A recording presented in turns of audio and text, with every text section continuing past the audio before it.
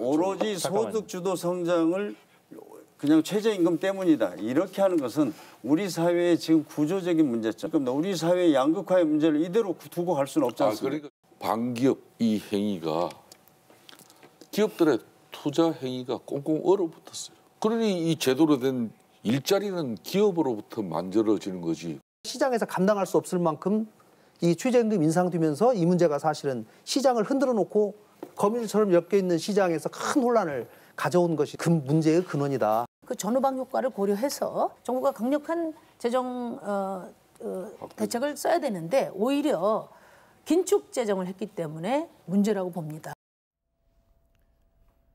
자, 각 당 원내대표 그리고 이제 심상정 전 대표죠. 정의당 대표까지 나와서 진단을 했는데 지금 들으셨다시피 홍영표 원내대표는 최저임금을 올려서 양극화 문제를 해결해야 된다. 이걸 그냥 둘 수 없지 않느냐 이런 얘기고, 그다음에 김성태 원내대표 같은 경우는 반기업 정서가 문제다 이렇게 얘기를 했고, 김관영 원내대표는 이게 시장이라는 게 거미줄처럼 얽혀 있는데 거기다 갑자기 최저임금을 그렇게 올려버리니 시장이 혼란스러운 거 아니냐 이런 주장.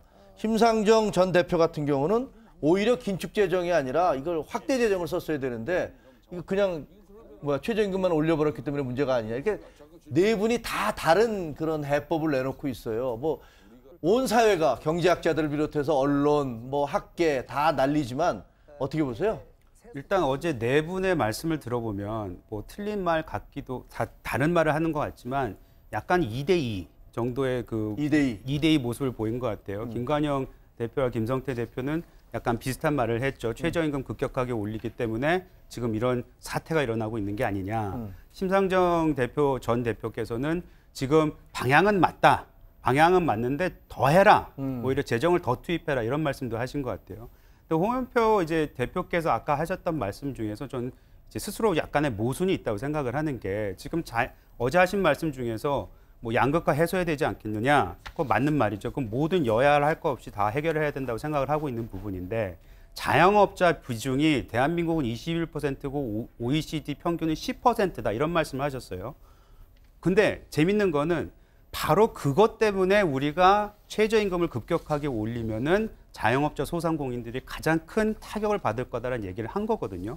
그래서 천천히 올려야 된다고 했는데, 그럼에도 불구하고 이렇게 올렸다는 것은, 알고 있었음에도 불구하고 우리가 최저임금을 이렇게 올린 거는 자영업자 소상공인들한테는 아프지만 그들한테 고통을 넘겨줄 수밖에 없다. 이런 식으로 해석이 될 수도 있기 때문에 저는 홍 대표가 하신 말씀에 있어서 굉장히 큰 문제점이 있다고 생각을 합니다. 저 네 분 중에서 누구 얘기가 가장 설득력 있다고 보시는 거예요, 그러니까?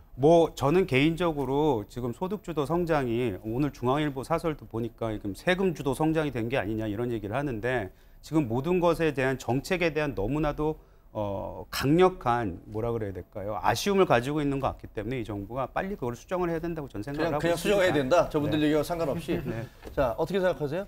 김광진 전 의원은. 국가 정책이라고 하는 것이, 특히나 이제 경제 정책이라고 하는 걸 흑백을 가지고 어떤 것이 옳다 그르다라고 하는 것을 가지고 평가할 수는 없다고 생각하는데요.